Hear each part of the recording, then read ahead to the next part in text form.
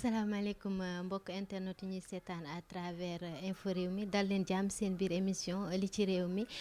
tey nag seen émission li ci réew mi dafa doxantu ba parcelle ñëw seet si ki nga xam ne moom mooy Abdoulaye Cissé nekk secrétaire général bu ONCAV duma def dara lu dul nag bàyyi ko mu nuyu at internet yi ñuy seetaan laata ñuy tàmbale waxtaan bi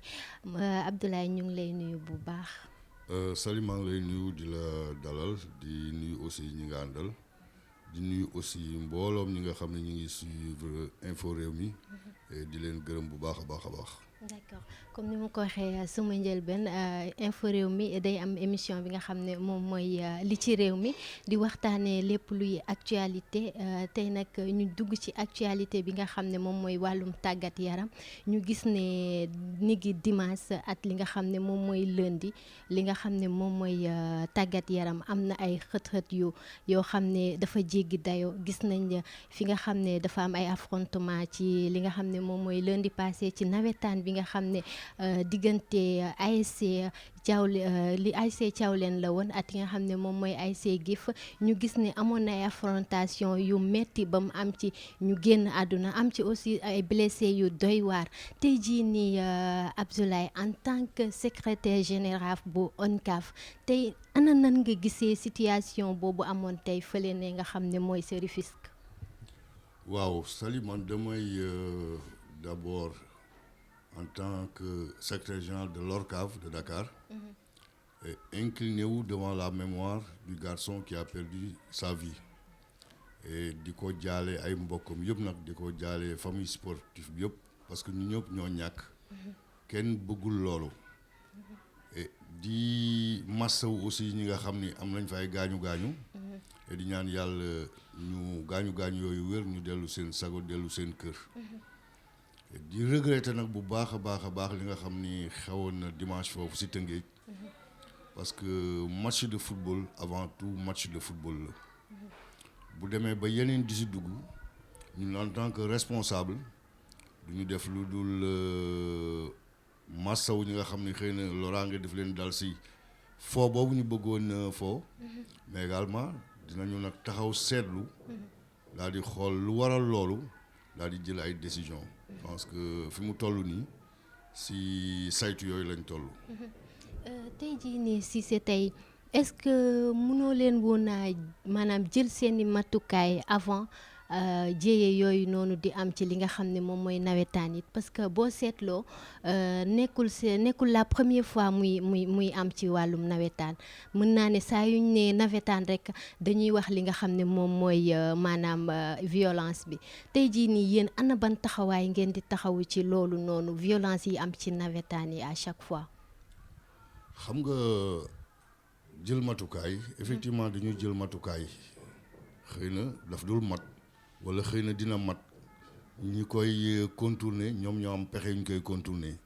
bu ma jëlee match boobu ngay wax Thiawlène contre GIF yow sax da nga jàpp tur yi dafa mel dafa am koo faral ci ñaari équipe yi. non faraluma kenn. balaa ñoo dem ci match bi def nañu sax réunion technique woo ñaari équipe yi woo seen supporters yi waxtaan ni leen nii la ñu bëgg a demee ci match bi au-delà de la réunion technique def nañu réunion d'organisation. autorités yi fekk ko mooy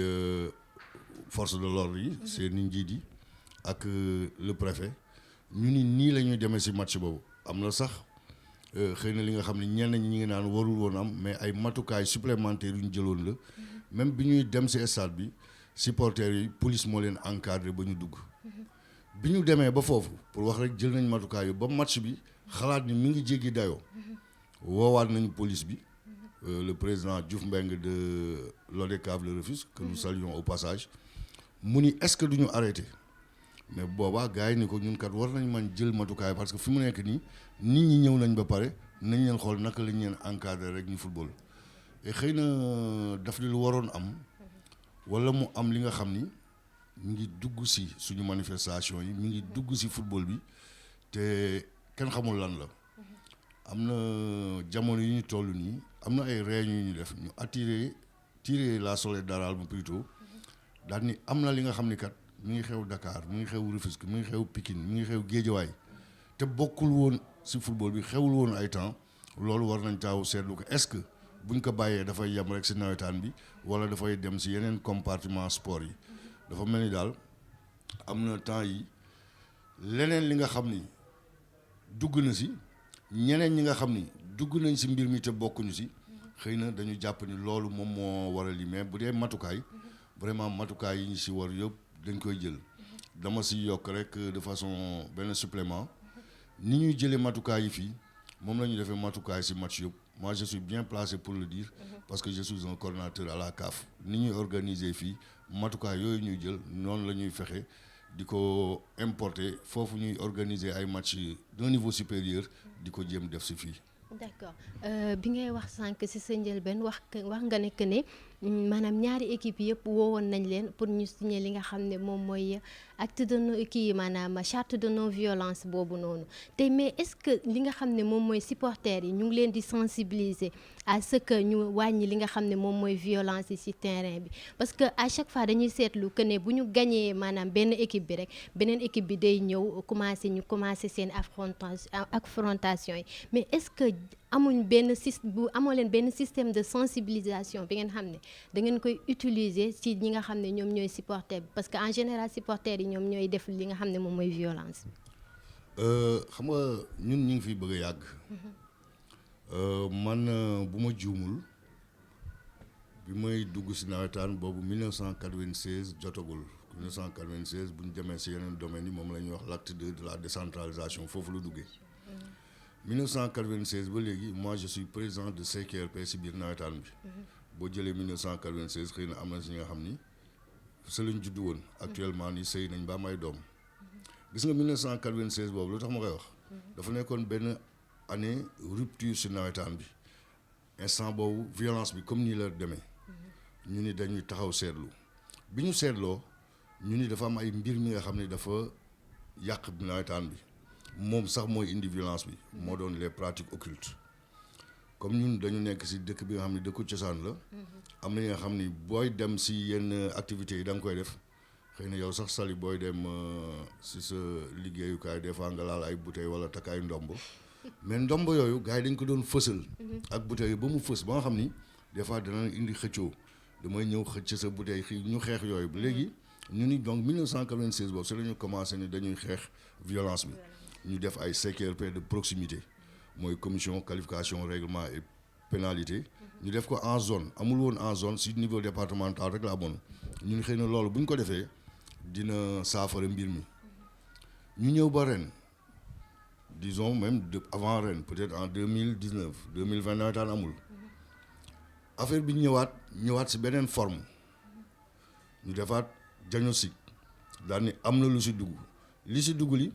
am na ñi nga xam ni bokkuñu si axlu nawetaan comme ñun ni ñu koy waxee mooy famille nawetaan dafa am ñu siy ñëw di def ay paris dafa am ñoo xam ne bu ñu ñëwee dañuy parier sax kan mooy njëkk am corner kan mooy njëkk dugal but kan mooy njëkk am touche ainsi de suite ñooñu dañuy def ay mise on s'est rendu compte que am na yenn match yi nga xam ne ñooñu ñoo koy yàq on s'est rendu compte également am na ñuy ñëw te bokkuñu si mbir mi bu ñu ñëwee balaa deuxième mi-temps wala deuxième heure bi dootuñu ànd ak seen sago dañuy tàqalikoo ak seen sago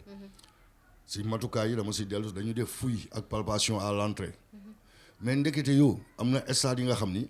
gars yi dinañ fi jaar si guddi gi wala en tout cas jaar si avant match bi di am suul fa seen i bagage ak seen i bouteilles nga xam ni ñoom ñoo xam fu mu nekk après dinañ ko jëli tàqalikoo seen sago daal avant affaire bi di am donc aujourd'hui pour saytu foofu la mbir mi toll léegi nag naka la ñuy def comme ni nga waxee léegi xëy na ñun bu ñu toogee di waxtaan di sensibiliser ñooñu nga xam ni ñooy ñëw des fois di yàq mbir mi duñu bokk ci sensibilisation bi fan lañ leen mën jotee donc dafa am beneen sensibilisation bi nga xam ni dañ koy def ci ginnaaw sensibilisation bi nga xam ne xëy na dañ koy def ci kër ga pour yar kooku ba nga xam ni dootul sentir nécessité def pari dootul sentir ñëw ci stade bi di tàqalikoo sagom wala sensibilisation bi nga xam ni dañ koy def en rapport avec les autorités pour que phénomène boobu nga xam ni dafay ñëw ànd ak ñun ñu mën ko freiner à la base avant muy accès ci ñun leneen ni nag sensibilisation suñuy mbir axlu nawetaan mooy supporters yeeg joueurs yeeg yooyu ñun nous faisons la politique du bâton et de la carotte dañuy sensibiliser bu ñu waree dóor aussi dañuy dóor nit ñi peut-être dañu foog ni duñu dóor mais ASC yi gën mag ñuy tudd ci dëkk bi fii bu ñu defee lu ñu war dul def dañ leen di daan bi nag mën na nekk suspension en temps mën na nekk aussi ñu avertir la comme mën na nekk aussi ñu daan la xaalis te loolu c'est moins récurrent li ëpp ci lu ñu dañ daan la comme mënoo foo demal ba ñëw bokk ci foo bi nga soog a ñëw. d'accord bu ñu nee ONCAV nag li nga xam ne moom mooy maanaam li nga xam ne moom mooy biiwam mooy li nga xam ne boole ay nit la maanaam ci vacances yi ñuy def ay activités yoo xam ne tey day indi solidarité day indi fraternité tey jii nii bu ñu demee tey ba li nga xam ne moom mooy ay nawetaan war a boole nit ak nit war a boole koñ ak koñ mu dem bay indi ay violence bay indi ay féewaloo tey jii nii tey est-ce que li nga xam ne moom mooy nawetaan amatina avenir tey. waaw xam nga nawetaan man dama koy traduire rek nen c'est une éducation alternative par le sport nawetaan dafay yar ñun daje nañoo ku nekk ci réew mi bu ñu dajee ak moom day fëgg dënnam daal ni man bokkoon naa ci nawetaan bi j'ai été président d'ASC j'ai été secrétaire général d'ASC ba ci njiitu réew mi le président Macky Sall bi mu ñu recevoir am na ay at ci ginnaaw xamal nañu ni moom nekkoon na secrétaire général benn ASC Fatick il a été également président d'ASC à Fatick c'est pour dire que nawetaan bi man boog dama jàpp ni li muy defar moo ëpp li muy yàq moi je suis universitaire ma may lijaase université mais xam naa ni man à mon fort intérieur que lu bare li nga xam ni forgé na ma en tant qu'homme forgé na ma en tant que dirigeant si nawetaan bi laa ko jàngewu ma ko université donc pour dire que nawetaan école la dafay yar dafay yee ba pare dafay indi loisir mais malheureusement dafa am ñu ko comprendreul ñi ko comprendre nag deux types lañu ñi nga xam ne xëy na tollooguñu ñun ci niveau bi ñu toll ay xale lañu xamaguñu bu baax ñu bare bu ñu demee ba toll ci yenn niveau yi dañ naan la grand man kat dama xamul woon donc ñooñu mën nañ leen gimbiwaat sensibiliser leen mais dafa am ñi nga xam ne aussi duñ ko mas a comprendre ki nga xam ne bu ñëwee xamul sax ndax Gif ak Thiawlé ñooy football dugg na ci terrain bi dafa leneen la fa doon wut si day jékki-jékki ba si yàgg rek dégg ñu yuuxu mu jóg ànd ak yuuxu bi boo nee ko sax kuy football daf naa la waaye man am loolu ñuy waxee ne la xaw ma donc ñooñu pour sensibiliser leen pour wax ak ñoom dafay metti lool c'est que ñun dañuy demander à tous les Sénégalais ni leen am na li nga xam ne dugg nañu te xamuñu lan la te jàpp nañu lii raam si ñag bi lay ñëw mën na jéggi nawetaan bi mën na dem si yeneen forme de sport yi mën na jéggi sport bi mën na dem si société bi ñu ñëw leen dimbali ñu freiné ko ñu saafara ko appel boobu la ñuy lancé waxuma autorité yi Sénégal yëpp ki nga xam ne mën na ko def si këram mu gis ni am na ki nga xam ne dafay jóge fii di dem di yàqi match dafay jóge di sànni xeer mu sensibiliser ni ko non lii baaxul bu ko jaree sax mu xeex ak moom téye ko parce que ñun kat am na ay matukaay yi nga xam ne dinañ ko jëli dinañ def nañ benn réunion wala ñaar am na réunion bu gën yaatu bu ñuy def am na ay décisions yu ñuy jël dinañ jël décision ba ñëw nga ñëw bëgg a dugg si stade bi ñu la doo dugg même bu dee liberté la nit ki ñu la doo dugg parce que xam nañ yow boo duggee da ngay yàq donc décision yooyu yëpp ak matukaay yooyu yëpp dinañ ko jël. d'accord décision yi ak matukaay yi dinañ ko jël bu ñu nee nawetaan nag Cissé dañu naan vacances ñu gis ne léegi nawetaan ya ci année scolaire bi lay am te lan moo waral li ni mel. xam nga li ko waral dafa bare mais dama si jàpp ñaar rek. xam nga boo jëlee Dakar jëluma sax région yi boo jëlee Dakar presque tool amatu fi tool yëpp def nañu leen ay kër def nañu leen ay cité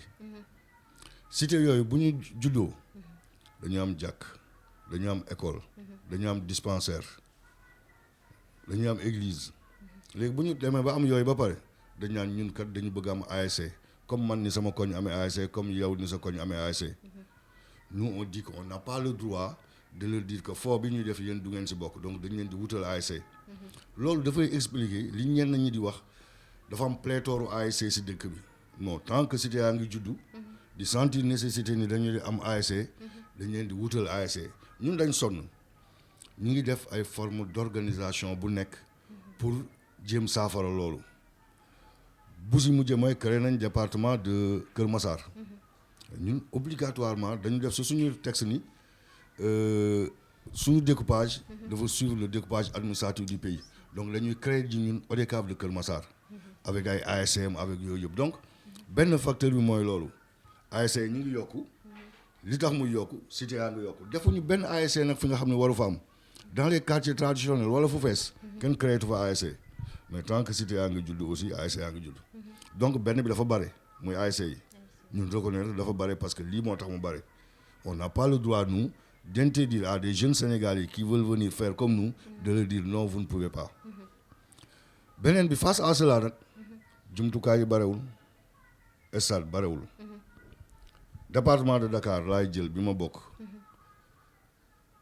2019 ba ren fi may wax ak yow nii amuñu woon stade Demba Diop lañ doon footballé tëj na depuis les événements malheureux yi fa amoon Iba Mar Diop dañ ko tëjoon ren la ubbi stade Amitié ubbi woon na at yële mais depuis 2019 mënuñu fa football Ngor amul stade Wakaam amul stade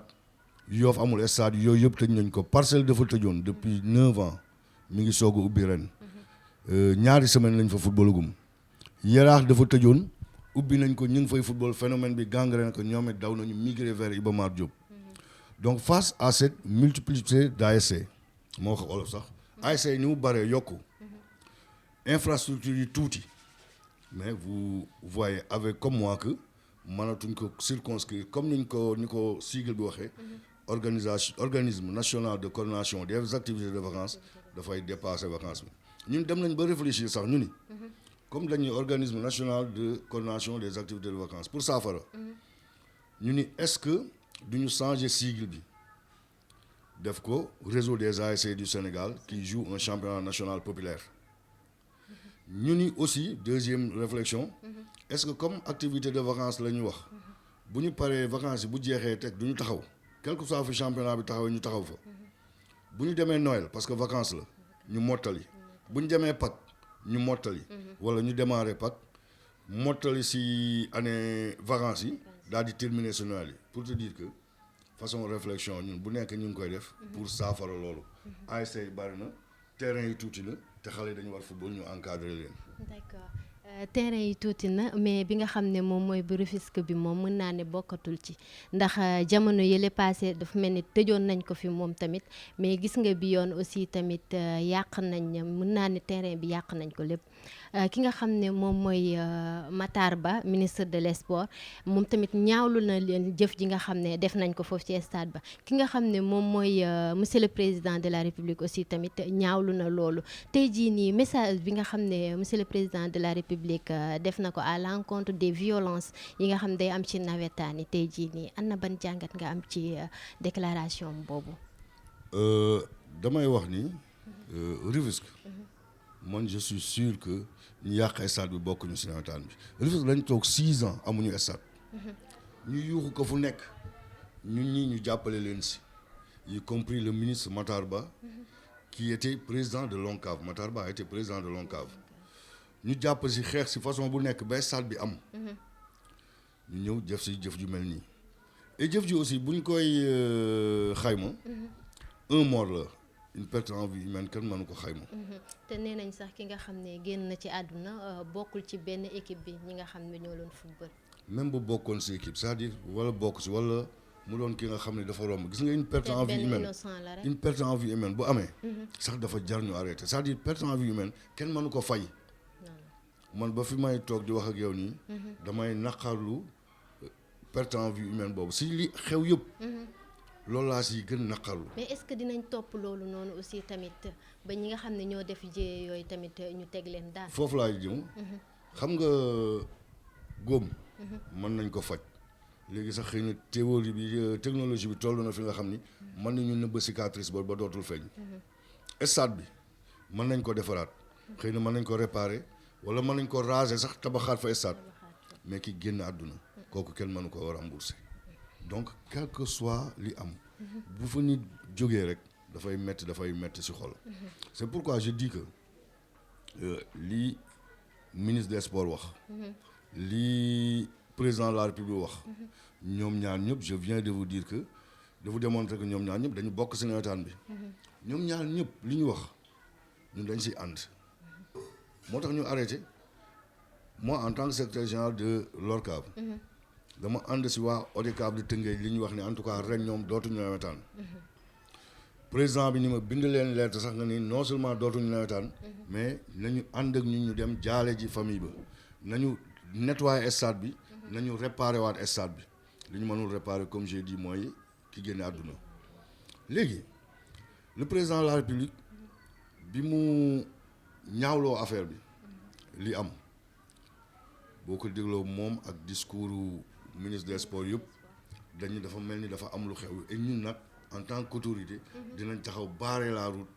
à ces fauteurs de trouble là ñun on ne demande que ça et on est conscient ñun que forme bi ñu doon football nawetaan mooy si matukaay yi ngay wax rek fu ñu doon wutee 20 éléments du GMI wala 20 éléments gendarmerie tollootuñu foofu pour man fi ñu toll nii mooy nawetaan bu ñu koy def war nañ dépasser 100 éléments war nañu am une couverture intérieure comme une couverture extérieure loolu si matukaay yi laa lay wax nii damay bañ anticiper parce que comme ni ma waxee nii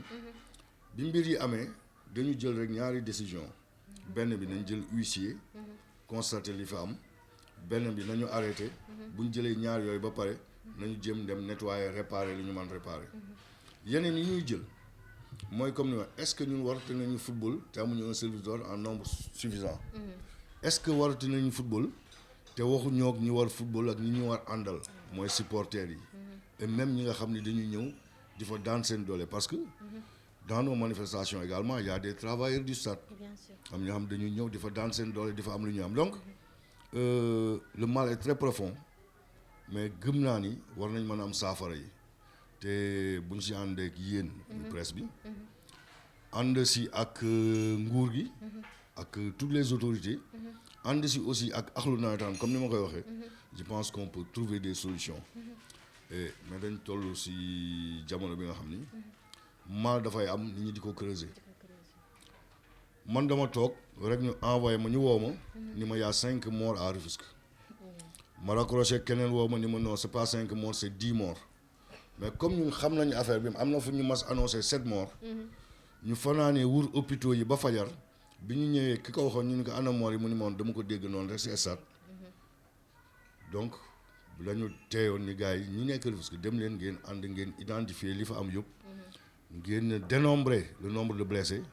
dénombrer le nombre de morts mais ngeen xam aussi identifier leen xam aussi fan lañu bu baax pour ñu mën def ay actions contre ñoom donc daal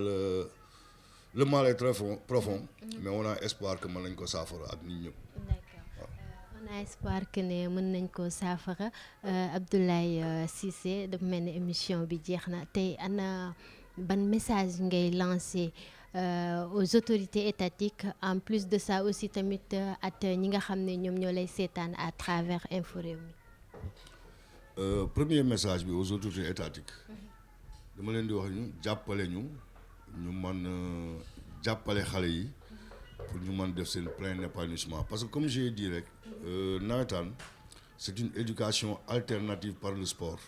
et la culture ñun dañu jóg xam nga nawetaan du mouvement de jeunesse bu doon mouvement de jeunesse man duma si bokk ak sama sikkim bu weex mais c'est un mouvement d'encadrement de jeunes et encadrement de jeunes ay personnes âgées ñoo koy def léegi bu ma lancé autorité avis boobu message boobu autorité yi damay lancé nag message ñu bokk si nawetaan ni leen yéen aussi surtout xale yi dimbali leen ñu jàppale leen pour ñu ngeen dimbali ñu jàppale leen nag nawetaan dafa am ay charte dafa am ay règles nawetaan dafa am lu ñuy wax les textes du nawetaan il y en a 5 il y a les statuts le règlement intérieur les règlements généraux le règlement des compétitions théâtrales et le règlement financier ça veut dire que lu si nekk rek am na lu ko lal am na lu koy atte également mais nañu tënku rek si règlement boobu tënku aussi si ni mbir mi foo la nawetaan amul wàcc première division amul wàcc deuxième division bu ñu jeexalee saison bi di demaat beneen saison équipe yëpp ay ñëwaat ñu sëmbaxloo waat tirage at daani yow kii la daje boo gañee tey wala nga gañe coupe le lendemain le ciel sera toujours bleu donc nit ñi nañu xam loolu c'est un jeu c'est vrai que dina neex nag saa essayé gagné quartier bi neex mais man mi ñu gagné aussi dama war ñëw rek ànd ak yow bokk si foofu leneen li mooy waay ñeneen ñu si bokkul ñi nga xam ne da si am leneen lu ñuy def ñooñu nañu dimbali rek ñu toog def leneen ñu ngi def yeneen forme par dëkk bi c'est-à-dire si biir mbir yi xew la ñu dem ba déceler ay affaires yu grave y a des barrières yi nga xam dañu ñëw jàkkaarloog sa buntu kër daal ni kër gi tey góor a fi génn njëkk a génn wala jigéen a fi njëkk a génn ñu pare non ça fait c'est rigolo mais dëkk bi foofu la toll c'est-à-dire loolu nag ça nous dépasse ñun sincèrement ça nous dépasse loolu c'est pourquoi je fais un appel rek aux autorités pour ñu dimbali ñu parce que ñun xam nañ ni lii raam si ñag bi la jëm bu donc comme si ñag bi la jëm ñun nañ ko ñag na yam si nawetaan bi ñu saafara ko mu bañ jëmaat feneen appel boobu laay lancé ñëpp di leen remercier yéen di leen gërëm de l'effort que vous avez fait pour xamal nit ñi de vous être déplacé jóge seen bërëb ba ñëw fii donc loolu mi ngi wane ni yéen aussi yéen a ngi joué seen partition si mbir mi donc maa ngi leen di gërëm bu baax di leen sant. ñu ngi lay jaajëfal bu baax Abdoulaye Cissé sa disponibilité gis nañ ne c'est pas facile mais accordel nga ñu li nga xam ne moom mooy interview bi ñu ngi la ciy remercier bu baax a baax comme ni mu ko waxee rek Sénégal benn bopp la kenn mënu koo xar ñaar te li nga xam ne moom mooy nawetaan foo kese la donc violence bi jaru ko ci benn yoon chers internautes lii lañ amoon ak yéen tey ci seen biir émission li ci réew mi di leen jox dig daje beneen yoon at beneen invité au revoir.